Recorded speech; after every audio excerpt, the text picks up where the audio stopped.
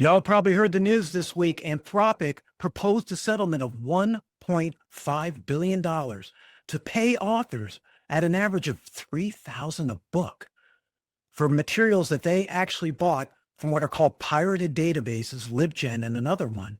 But what's important is they've actually set a number to what is happening in valuations. You know, what's really exciting? Now we have a number. And in my 2 years of researching at the AI Optimist, I've been gathering information about what people would pay for images, videos, what you can get from AI licensing. And what if I told you right now, as you listen to this, creators are earning real money from AI training. Most people have no idea it's happening. Now, I'm not saying you're going to get rich overnight, but there's actually a break now. Finally, with the AI crash happening, the truth is coming out. They're going to have to pay for content. So Anthropic's $1.5 billion settlement could pay those who are in that database $3,000 apiece. But I found other evidence of it last year when HarperCollins was making deals, getting $5,000 and splitting it 50-50 with authors. This is really happening now. And if you develop content, write books, create videos, this series is going to show you for the first time a document that I call AI Training Content Valuations, what I think is the very first kind that's gone through all the different markets, which I'm going to outline for you, and also give you my favorite player to play with that's not even going to cost you anything up front. Only when you get licensed, they take a percentage. So while everybody else is hiding behind NDAs and vague promises, I'm publishing the first comprehensive map of the AI training economy, and I'm going to be updating this. Hey, this is early days. These are no promises, but if you're creating content, don't you want to know what value it might have to AI, where the business might or might not exist, and how you can move forward as we're switching instead of waiting for the clickbait headlines you're going to read? Come on in with me. This is where creators stop being passive sources and become active participants in the AI economy. And that $3,000 Anthropic number isn't just data, it's a signal in the noise of AI that human creativity has measurable, compensatable value in this wave of AI that we're all in. It's creators' time to stand up. And all those 40 plus lawsuits are really shaking things up. Plus Anthropic was looking at possibly $1 trillion settlement if this went to court. But what's more important to you is that now we have numbers. Now we have the industry going, whoa, it might be better to settle to spend 1.5 billion instead of $1 trillion. But what it shows is AI training could become another income level, even if it's side income, to help you with your content, your blogs, your videos. Make sure not only you're protected, but here's the cool thing. If they actually license your work, you want to know if you're in AI, when they license it, you're in, right? No AIO, SEO kind of games. Licensing means you're in. And that's one of the key things to getting found in the upcoming years. So let's see how that's going to work for you. Because the tech companies have found they got to get quality content. How do you get quality content? I'm going to take you through what kind of content they buy in text for books and blogs, in images, photos, and art. And in my next episode, we're going to go into video, which is the real cash cow, because video is such great training data. And in the end, I'm going to share with you my favorite company to work with to do AI licensing. So let's dive into it, and I'll show you what I found. And if you want a copy of this report, I've got a link in the description that will lead you there, and I'll give you the complete report. So your real question is, how do I get my content ready for this market before everyone else figures it out? And why is one author going to get maybe $12,750 for 5 books and another $12,000? Let's unpack what your work is worth to AI, knowing these are early numbers, and I'll keep evolving them, but I want to give you an idea, a guide, a path towards where this is going. And in the end, see if it even makes any sense to you. So if you have books, you have videos, you're a creator, get them ready. You want to get protected? I'll give you some ideas and also show you in my report and right now on video what these might be worth and how I came up with it. Because in my report, what I've done is divided it into 2 categories. One is the indie, the independent author with like 5 books, assuming about $3,000 a book. Now, there are variations when you look in the report to give you an idea what the spectrum is, But this is how we're sort of looking at it to get an idea and make sure, by the way, this isn't an AI generated book. This is for something you wrote, something that exists, something that could train AI. And I'll give you some hints of what matters to AI to make it valuable. And I do want to make it clear, these are not numbers that have been approved or suggested to me by either CredPen or created by humans. This is my research. This is my focus. This is the numbers I found as a general guide in the first valuation. I've also done one at the large level, let's say 50 books. Now that could be a small publisher. That could be a group of authors that collectively work together because the volume game is really important. So let's first think about, before we look at the numbers, how they sort of get this value. These are, from my research, I found semantic value, how much meaning AI can extract from your work. So let's say it's a work of nonfiction. Nonfiction is more valuable than fiction, depending again, all depending. These are not absolute rules, right? But if I write a piece of fiction, it better be popular. And that also shows a narrative style, storytelling. All of these elements help train AI. Nonfiction is a little bit more reliable because hopefully it's based on facts. It's a little bit more accessible and a little bit more understanding. We don't have to go into, like, if you read a book, is it good to you? Same thing with AI. Is it good to AI? Well, it has its rules. So nonfiction tends to be more valuable than fiction. But remember, your work may vary. Are you a really great writer? Is the words really jump off? Does AI understand them? So if I get a book, let's say my AI Optimist book is on tech trends. That's something recent. That's something relevant. AI ethics, things like that could be really valuable training for AI. And it's also based on a very specific formulaic approach, less on the storytelling end. So it less relies on me being a great writer as much as being clear and factual. I'm not saying this against fiction, just fiction. Like any creative writer knows, you've got a real challenge. How do I make this thing stand out? This is why we're trying to put this into action for you to help you figure that out. So nonfiction, I'm looking at offering maybe 3,000 to 5,000 for a title, where fiction might be 2,000 to 5,000, and it could be lower. Remember, this is a one-time payment I'm talking about. I'll get to that in a second because there's more possible options, but we're looking at one-time payments when we say this. So it's going to be higher if it's unique. It's going to be higher if you've actually got sales volume. You've sold thousands of books. That's obviously going to be more valuable. And this is the kind of information we feed to the AI to let it know if we can. And if your book is sold a lot, AI is going to know from what it's pulled from the internet, from other data, from scraping. So one of the key things you're going to want to do is make sure that in your what's called metadata, and this is not a techie term, these are the descriptive things about your writing, how you can explain to AI why this might be work. Now, obviously, one of the first ones, nonfiction or fiction. So does it help AI sort and pull content? Are you pulling facts? Are there things that can prove? Are there patterns that fit?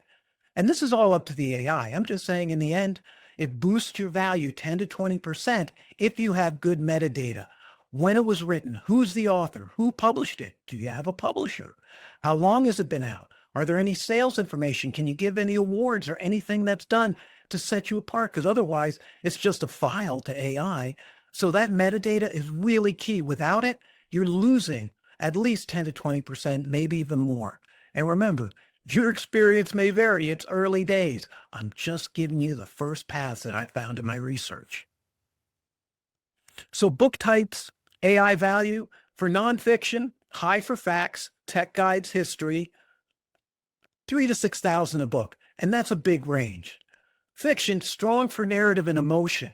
Obviously, Harry Potter touched people so deeply, so many ways. Plus, it's a repeat series. Plus, it made a lot of money. I'm not comparing you to that, but anything smaller will obviously need to set its own case. So unless it's a bestseller, we're talking 2,000 to 5,000 or even less. We'll have to see what the AI companies are paying, but we're basing this on what Anthropic valued those books at and their copyright that it took. So if you took that $3,000 payment and you had 5 books, that's 15,000.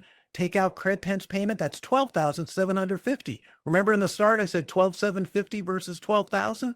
Because if created by humans right now, that would get you 12,000. And if you get to 50 books and you sold 50 books at 3,000, you would get paid about 127,500 from Credton as it stands now, and 120,000 from Created by Humans. Go to my report. I'll give it to you for free. Download it. See what it means to you and give me some feedback. Ask me your questions. I'll be glad to reach out and talk with you about this and see what you might find. So now that we've done text, that's validated by Anthropic. How much could you get paid for images, photographs, art? And at this point, we're really talking, this is the game of marketplaces. Used to be Getty Images and Shutterstock. Well, they just merged. So you have one entity, and that entity made a $10 million deal with various companies, OpenAI, Amazon, Apple. Because it's reliable, it's unique, non-AI original content, you can certainly sign up for these marketplaces and see if they're doing AI licensing. Most of this is free. To sign up, they obviously get a percentage. Getty has this massive library of content. Credtent's starting out and needs us to put more and more into it. That's one of the reasons I want to really urge you to sign up. I've got no skin in their game. I just found in my research, this was one of the best. I really like the people because I think they're real advocates for creators. They're out there every day. They're pushing it. They have a reasonable percentage. But more importantly, if we get millions of us in there, they can then start cutting deals. Maybe not like Getty, but the more volume, the better they can make a deal in each specific topic. So just like when we go in to text and books, and we found nonfiction might be more valuable than fiction, again, depending. With images, obviously, we need to have ones that are 4K is much more valuable than something that has lower quality. It's also like things like landscapes, things that are really pretty shots, urban landscapes, things that are interesting, engaging, have a lot of information are better than, let's say, headshots, which AI has done very, very well. I'm not saying you can't sell your headshots, but the ranges for photos are like maybe 5 cents to $50. Say $10 for premium stock photos, ones that are really good. Paintings could run $100 to $1,000. I gave it about a $750 valuation because paintings are quite unique. Unlike photographs might be of the same thing. What makes yours better? Lighting, composition, all of these things that are going to be evaluated. So you pro photographers would do better, obviously, than somebody just putting a bunch of pictures together and hoping it hits. AI is smarter than that. So I used as my independent level 50 photos, and I used at my large level 500 photos. And for paintings, I used 2 for the independents and 20 for the pro. So I gave you the large and the small to give you an idea of the pricing ranges. And the favorable types, you got to remember what types they're going to be buying. And when we go in episode 2 about this, about video, you're going to see that really gets very lucrative. But here, let's say landscapes like Yosemite. If I took a bunch of really good photos of Yosemite, urban scenes like Tokyo would be valuable. Annotated scenes like a sunset, 4K. This is the metadata again. What is this photo? Is it 4K? What is it of? What type of photo is it? Is this a professional, premium photography? Is this just somebody on an iPhone? Because let's face it, they're going to pay for premium quality content a lot more. And that's what I address mostly in my report here. So if you went to Cred10 with 50 images as an independent person, with my valuations, you might make $425 after they take their 15%. And if you're a big photographer and you're a Cred10 with 50 images, you might get, on my valuation there, $4,250. But Getty has a way quicker ability to sell it. They're doing deals now. Cred10 is in there, but they're building this. That's why I think it's great to get in there, because higher pay, you can work with both. There's no rules against that so far. But let's say you're doing fine art paintings. For Cred10, at $750 a painting, you would earn $1,275 for 2 paintings. And if we did 20 paintings, you'd earn $12,750 at Cred10. This is not against Getty. It's just realizing it's really a game of high quality, and Getty's been around a long time. So is Shutterstock. But remember your metadata. Who, what, where, description, what type of camera did you use? Or if you're a painter, how did you paint it? Oils, pastels, what was the process? Give them the background information. That's what metadata is. And you go much deeper when you work with these folks, but metadata will add 10 to 20% to the value of what you have, theoretically. If nothing else, if you don't describe it, then it's up to AI to figure it out. And hey, it might hallucinate. You need to be clear. That's why you need to get started now before this wave really hits. And if nothing else, you're protecting yourself. But you need a copyright to add real value to it, to make this sensible. I mean, Anthropic didn't make a deal for people who didn't have copyrights yet. I do believe that's coming through. But again, that's what I believe. This is all figuring itself out right now. For those of you who've sold your paintings, sold your art, sold your photos, you have a track record that can come in and give a real market valuation. Because one thing courts and judges have done, with everything being equal, they're like, did this make any money? Do people like it? And if they do like it, how much are they paying for it? That will impact what you're doing for the price, and you'll get paid. So you're going from a passive participant getting your stuff scraped for free to maybe even actually getting paid. I mean, this is the first time you can get paid. So there are ways that this can work for all involved. This is early days, but it just got a lot brighter, in my opinion, for the creative sector. Next episode will be on video, and that's where this stuff goes ballistic.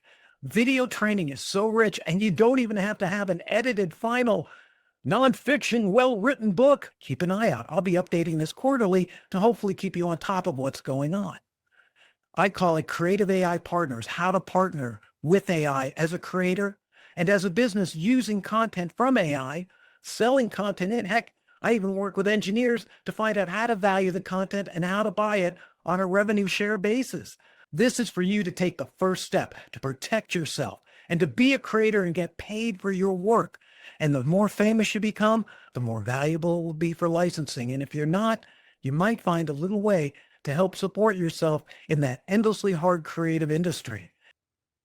So here's your takeaway. Here's the steps I want you to do. Key factors to be able to get yourself ready. Number one, get permission.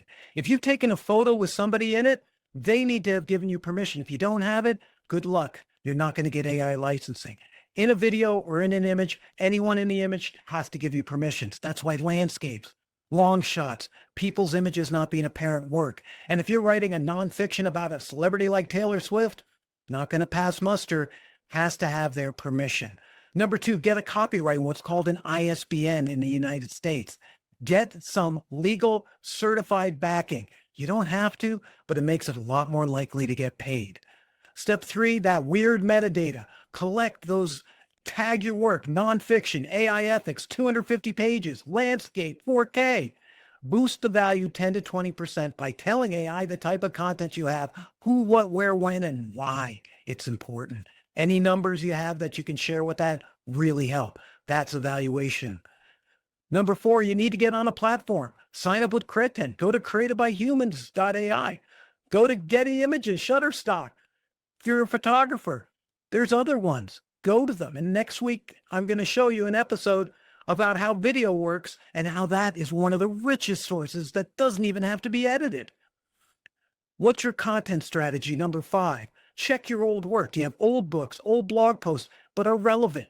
Fiction can go, but it's got to have some sort of taste, some sort of appeal. And that's going to be up to the judgment of the AI. Nonfiction's a little easier because it's based on facts and less on the quality of writing, though good writing always matters and has more value. As long as the metadata is there to describe what the heck's in it, because otherwise it's just the roulette wheel, and we all know AI hallucinates. You don't want them to hallucinate on your valuation, huh? So our next episode is video is super lucrative. Your clips could generate a lot of money. And can Credtent's royalties really reshape AI? So go to my report, download it, get permissions, copyright your work, add tags, join Credtent or Created by Humans or whoever, and license your best work. And start doing the work and stop complaining. This is when, with the Anthropic settlement, that there's actually a real value being paid for books in the public record. That's not a precedent, but it is the promise of a better future for creatives partnering with AI. See, you're the creative spark in the broken system called AI. That's not nothing. Your creativity is what's going to shake people up. You might even reach people, but you all know as creators, that's hard. It's hard to get paid. So why not start in the beginning? If you're not ever going to get paid, at least start with the intention of it, and at least start with the intention of protecting your sacred creative work.